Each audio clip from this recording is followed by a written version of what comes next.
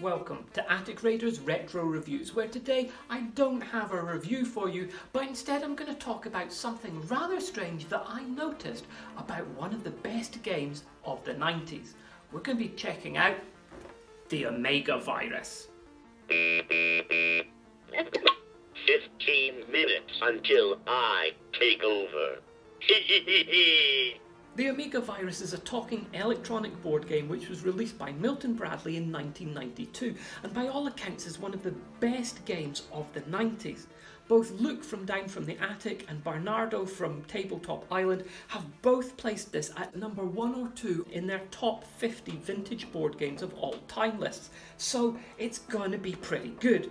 As for me, I absolutely love this game, but I've not played it enough to give a review of it yet, but that will be coming, so look out for it. Instead, what I'm going to be talking about today is an unusual and unexpected link that I discovered between this and one of Milton Bradley's earlier properties from the 1980s. So just what is that mysterious link? Well, stay tuned and find out. When the military weapons satellite station Battlesat-1 is taken over by the advanced strain Class 8 Omega Virus, Earth's 4 superpowers put together a team of commandos to destroy the deadly computerized infection before it can take control of the station's plasma weapons and destroy Earth. Each commando is equipped with a tech suit in a different colour representing the superpower that they work for. We've got the North American Federation Commando, the Oceanic Republic Commando, the Euro National Force Commando, and the Asiatic Alliance Commando. Now I really love these playing pieces. The detail that's gone into the sculpt of them is absolutely fantastic, and Milton Bradley obviously really liked these too, because they've gone to a lot of extra effort and expense to get their artist to paint this beautiful labeled technical diagram of the commando tech suit for the inside of the box, which they absolutely didn't have to do. For early 90s board game playing pieces, Omega Virus being 1992, the detail on these is absolutely fantastic. I love how much effort has gone into the sculpt here. We've got chest boxes, ribbed hoses, we've got greeblies on his arms, there's pockets, there's pouches, there's belts, there's absolutely everything on here. He looks really great, and I really like the design of the helmet here. It's got a kind of stormtrooper, TIE pilot from Star Wars kind of feel to it. It looks absolutely great. They have done so much good work on this guy. The thing is, I love this design and sculpt so much, it got me to thinking, and after racking my brains for a while, I realised that I've seen this somewhere before. Check out this guy. And here's his buddy. Now, while you should be able to see the similarities between the body of these two straight away, this guy, not so much. But if I flip down his visor, you can see that helmet matches this one exactly. This is the arch-villain Gaxon Graves, the Supreme Commander of the Terracon Force from Milton Bradley's Robotics. Robotics was a series of motorised construction sets which was released by Milton Bradley between 1984 and 1986 and spawned its own cartoon series in 1985, which was compiled into a movie in 1987. Who puts the future in your hands?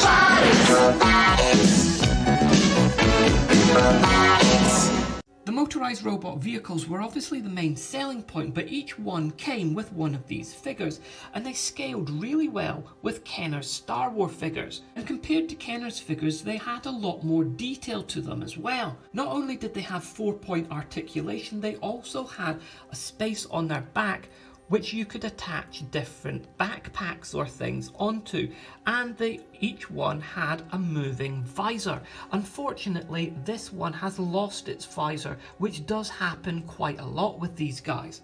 But you can see everything about this from the neck downwards has been replicated in exact detail on the Omega Virus figures. The chest box is exactly the same. The pipes going up to his neck, they're the same. This little piece here, that's the same there. We've got this details down here, that's the same. The pockets on here are the same. These pieces on the arms are exactly the same. The boots are the same. everything is exactly the same in miniature. This figure is Tauron Oxon, who pilots the robot Bront in the cartoon series. And you can see everything about his movable helmet visor has been replicated in exact detail on this miniature playing piece. The thing is, what is interesting is that his head is slightly different. On both of these figures, they do have different sculpts on the head, and this one here has got these ribs, which interestingly can actually be seen on the box art for Omega Virus. The back of his head though is a different shape to this guy, and this guy, the back of his head is what's been used on this one. It's an interesting one. Milton Bradley have obviously used this figure, but with this figure's visor on it, in order to create a prototype to make these Omega Virus playing pieces. The interesting thing is that these two figures have got different shaped heads. This head is a lot narrower than this one, so this visor doesn't actually fit onto this guy's head. This guy's head is too wide for this visor, and believe me, I've tried, because this comes off, but it will not fit onto that even if you heat it. So they've obviously just been used for visual reference in order to create this. I know that Kenner are well known for taking old figure sculpts and recycling them to make new ones, but this is the first time that I've seen Milton Bradley do something like this. It's pretty unusual. It does make me think though, what happened if I shaved down the sides of this guy's head in order to get on this one's visor, place it on there, and then give him a repaint in order to match the painted artwork on the box? That would be interesting.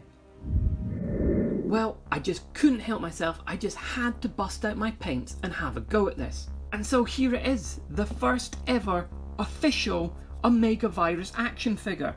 You can see that it's an exact match to the playing piece from the game, apart from his gun, and you can see that the match to the official artwork is pretty spot on, because this artwork is almost an exact replica of the playing figures, but not quite. So this matches this exactly, but is more inspired by the coloration on this. Now, in order to make this guy, I did in fact have to shave down the sides of his head. I used a hobby knife to round out the tops of his helmet and to cut that off and to smooth it out and file it down, because that was too wide to get the helmet on.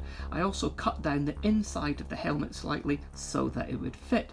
I was then able to use a small hobby drill and to drill a hole straight through his head, because it's hollow inside, and insert a paper clip right through so that there was something for the visor to hinge onto. And now, not only does he match the official playing piece with his visor, it can flip up and you can see his face inside, which I think is very, very cool.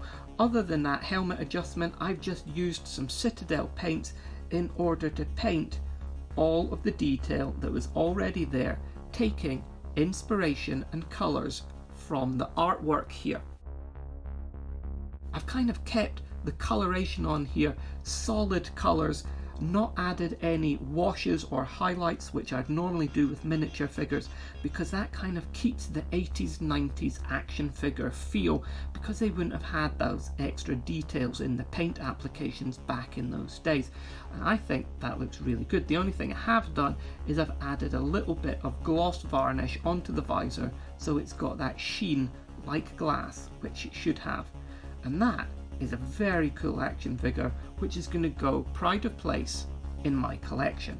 You can see, although I've painted the entire figure, I haven't painted his backpack and his gun, because although those are the backpack and gun which do go with the robotics figure, they don't really match the Omega Virus figure that much. So I might not actually use those. If I can find an action figure's gun which matches the Omega Virus gun more closely, then I will actually use that one and paint it up to match the official artwork.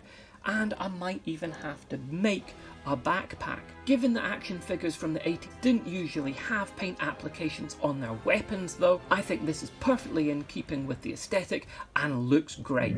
I hope that's been of interest to you. If anybody ends up making their own custom Omega Virus Commando action figure, please let me know. I would love to see some pictures of it.